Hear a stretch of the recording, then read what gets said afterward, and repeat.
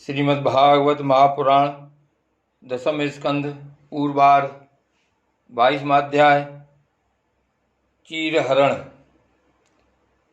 श्री सुखदेव जी कहते हैं, परीक्षित, अब हेमंत ऋतु आई। उसके पहले ही महीने में अर्थात मार्गशीर्ष में नंद बाबा के ब्रज की कुमारियां कात्यायनी देवी की पूजा और व्रत करने लगीं। वे केवल हविष्यान्न ही खाती थीं। राजन, वे कुमारी कन्याएं पूर्व दिशा का क्षितिज लाल होते होते यमुना जल में स्नान कर लेती और तट पर ही देवी की बालुकामयी मूर्ति बनाकर सुगंधित चंदन, फूलों के हार, भांति भांति के नैवेद्य, धूप दीप, छोटी बड़ी भेंट की सामग्री, पल्लव, फल और चावल आदि से उनकी पूजा करती।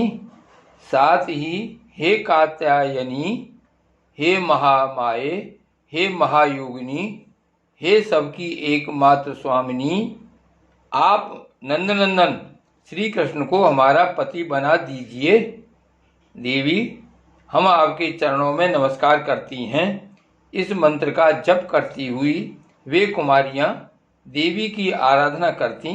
इस प्रकार उन कुमारियों ने, जिनका मन श्री कृष्ण पर निछावर हो चुका था, इस संकल्प के साथ 1 महीने तक भद्रकाली की भली भांति पूजा की कि नंदनंदन श्याम सुंदर ही हमारे पति हों।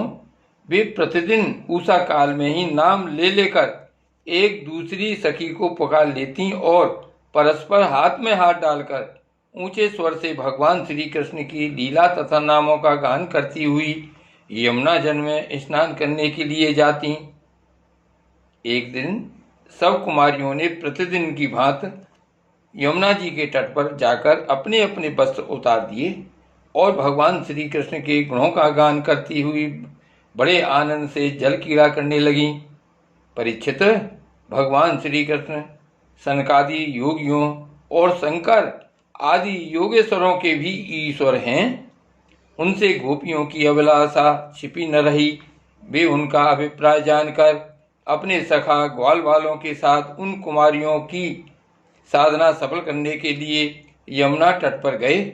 उन्होंने अकेले ही उन गोपियों के सारे वस्त्र उठा लिए और बड़ी फुर्ती से वे एक कदम के वृक्ष पर चढ़ गए। साथ ही ग्वाल वाल ठट्टा ठट्टा कर हंसने लगे और स्वयं श्री कृष्ण भी हंसते हुए गोपियों से हंसी की बात कहने लगे। अरे कुमारियों, तुम यहाँ आकर इच्छा हो तो अपने अपने वस्त्र ले जाओ। मैं तुम लोगों से सच सच कह रहा हूँ, हंसी बिल्कुल नहीं करता। तुम लोग व्रत करते करते दुबली हो गई हो। ये मेरे सखा ग्वालवाल जानते हैं कि मैंने कभी कोई झूठी बात नहीं कही है। सुंदरियों, तुम्हारी इच्छा हो तो अलग अलग आकर अपने अपने वस्त्र ले लो या सब एक साथ ही आओ, मुझे इसमें कोई आपत्ति नहीं है। भगवान की ये हंसी मस्करी देखकर गोपियों का हृदय प्रेम से सराबोर हो गया। वे तनिक सकचाकर एक दूसरी की ओर देखने और मुस्कुराने लगी। जल से बाहर नहीं निकली। जब भगवान ने हंसी हंसी में यह बात कही तब उनके विनोद से कुमारियों का चित्त और भी उनकी ओर खिंच गया। वे ठंडे पानी में कंठ तक डूबी हुई थीं और उनका शरीर थरथर कांप रहा था। उन्होंने श्री कृष्ण से कहा, प्यारे श्री कृष्ण, तुम ऐसी अनीति मत करो। हम जानती हैं कि तुम नंद बाबा के लाडले लाल हो, हमारे प्यारे हो। सारे ब्रजवासी तुम्हारी सराहना करते रहते हैं। देखो, हम जाड़े के मारे ठिठुर रही हैं। तुम हमें हमारे वस्त्र दे दो। प्यारे श्याम सुंदर, हम तुम्हारी दासी हैं। तुम जो कुछ करो कहोगे उसे हम करने को तैयार हैं। तुम तो धर्म का मर्म भली भांति जानते हो। हमें कष्ट मत दो, हमारे वस्त्र हमें दे दो, नहीं तो हम जाकर नंद बाबा से कह देंगी। भगवान श्री कृष्ण ने कहा, कुमारियों, तुम्हारी मुस्कान पवित्रता और प्रेम से भरी है। देखो, जब तुम अपने को मेरी दासी स्वीकार करती हो और मेरी आज्ञा का पालन करना चाहती हो तो यहाँ आकर अपने अपने वस्त्र ले लो। परीक्षित, वे कुमारियाँ ठंड से ठिठुर रही थीं, कांप रही थीं। भगवान की ऐसी बात सुनकर वे अपने दोनों हाथों से गुप्त अंगों को छिपाकर यमुना जी से बाहर निकली। उस समय ठंड उन्हें बहुत ही सता रही थी। उनके इस शुद्ध भाव से भगवान बहुत ही प्रसन्न हुए। उनको अपने पास आई देखकर उन्होंने गोपियों के वस्त्र अपने कंधे पर रख लिए और बड़ी प्रसन्नता से मुस्कुराते हुए बोले, अरे गोपियों, तुमने जो व्रत लिया था उसे अच्छी तरह निभाया है, इसमें संदेह नहीं। परंतु इस अवस्था में वस्त्रहीन होकर तुमने जल में स्नान किया है। इससे तो जल के अधिष्ठात्र देवता वरुण का तथा यमुना जी का अपराध हुआ है। अतः अब इस दोष की शांति के लिए तुम अपने हाथ जोड़कर सिर से लगाओ और उन्हें झुककर प्रणाम करो। तदंतर अपने अपने वस्त्र ले जाओ। भगवान श्री कृष्ण की बात सुनकर उन ब्रज कुमारियों ने ऐसा ही समझा कि वास्तव में वस्त्रहीन हो गए स्नान करने से हमारे व्रत में त्रुटि आ गई। अतः उसकी निर्विघ्न पूर्ति के लिए उन्होंने समस्त कर्मों के साक्षी श्री कृष्ण को नमस्कार किया, क्योंकि उन्हें नमस्कार करने से ही सारी त्रुटियों और अपराधों का मार्जन हो जाता है। जब यशोदानंदन भगवान श्री कृष्ण ने देखा कि सबकी सब कुमारियां मेरी आज्ञा के अनुसार प्रणाम कर रही हैं, तब वे बहुत ही प्रसन्न हुए। उनके हृदय में करुणा उमड़ आई और उन्होंने उनके वस्त्र दे दिए। प्रिय परीक्षित, श्री कृष्ण ने कुमारियों से छल भरी बातें की, उनका लज्जा संकोच छुड़ाया, हंसी की और उन्हें कठपुतलियों के समान नचाया, यहाँ तक कि उनके वस्त्र तक हल दिए। फिर भी वे उनसे रुष्ट नहीं हुई। उनकी इन चेष्टाओं को दोष नहीं माना, क्योंकि बल्कि अपने प्रीतम के संग से वे और भी प्रसन्न हुई। परीक्षित, गोपियों ने अपने अपने वस्त्र पहन लिए, परंतु श्री कृष्ण ने उनके चित्त को इस प्रकार अपने वश में कर रखा था कि वे वहां से एक पग भी न चल सकी। अपने प्रीतम के समागम के लिए सजकर वे उन्हीं की ओर लजीली चितवन से निहारती रहीं। भगवान श्री कृष्ण ने देखा कि उन कुमारियों ने उनके चरण कमलों के स्पर्श की कामना से ही व्रत धारण किया है और उनके जीवन का यही एकमात्र संकल्प है। तब गोपियों के प्रेम के अधीन होकर उखल तक में बंध जाने वाले भगवान ने उनसे कहा, मेरी परम प्रियसी कुमारियों, मैं तुम्हारा यह संकल्प जानता हूं कि तुम मेरी पूजा करना चाहती हो। मैं तुम्हारी इस अभिलाषा का अनुमोदन करता हूं। तुम्हारा यह संकल्प सत्य होगा। तुम मेरी पूजा कर सकोगी।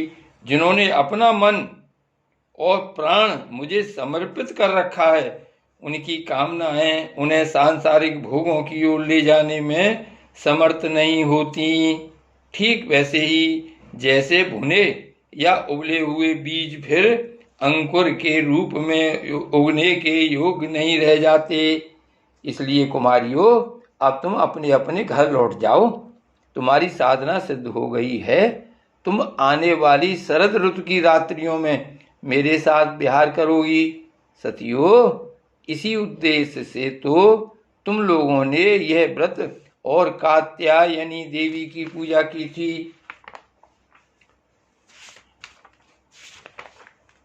श्री सुखदेव जी कहते हैं, परीक्षित, भगवान की यह आज्ञा पाकर वे कुमारियां भगवान श्री कृष्ण के चरण कमलों का ध्यान करती हुई जाने की इच्छा न होने पर भी बड़े कष्ट से ब्रज में गईं। अब उनकी सारी कामनाएं पूर्ण हो चुकी थीं। प्रिय परीक्षित, एक दिन भगवान श्री कृष्ण बलराम जी और ग्वाल बालों के साथ गौएं चराते हुए वृंदावन से बहुत दूर निकल गए। ग्रीष्म ऋतु थी।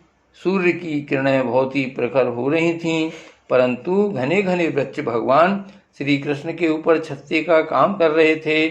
भगवान श्री कृष्ण ने वृक्षों को छाया करते देख स्तोक कृष्ण, अंशु, श्रीदामा, सुबल, अर्जुन, विशाल, ऋषभ, तेजस्वी, देवप्रस्थ और बरूथ आदि ग्वालवालों को संबोधन करके कहा, मेरे प्यारे मित्रों, देखो ये वृक्ष कितने भाग्यवान हैं। इनका सारा जीवन केवल दूसरों की भलाई करने के लिए ही है।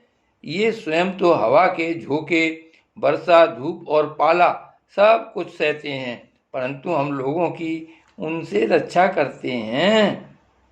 मैं कहता हूँ कि इन्हीं का जीवन सबसे श्रेष्ठ है, क्योंकि इनके द्वारा सब प्राणियों को सहारा मिलता है। उनका जीवन निर्वाह होता है। जैसे किसी सज्जन पुरुष के घर से कोई याचक खाली हाथ नहीं लौटता, वैसे ही इन वृक्षों से भी सभी को कुछ न कुछ मिल ही जाता है। ये अपने पत्ते, फूल, फल, छाया, जड़, छाल, लकड़ी, गंध, गोंद, राख, कोयला, अंकुर और कोपलों से भी लोगों की कामना पूर्ण करते हैं। मेरे प्यारे मित्रों, संसार में प्राणी तो बहुत हैं, परंतु उनके जीवन की सफलता इतने में ही है कि जहाँ तक हो सके अपने धन से, विवेक विचार से, वाणी से और प्राणों से भी ऐसे ही कर्म किए जाएं जिनसे दूसरों की भलाई हो। परीक्षित, दोनों ओर के वृक्ष नई नई कोपलों, गुच्छों, फल फूलों और पत्तों से लद रहे थे। उनकी डालियां पृथ्वी तक झुकी हुई थीं।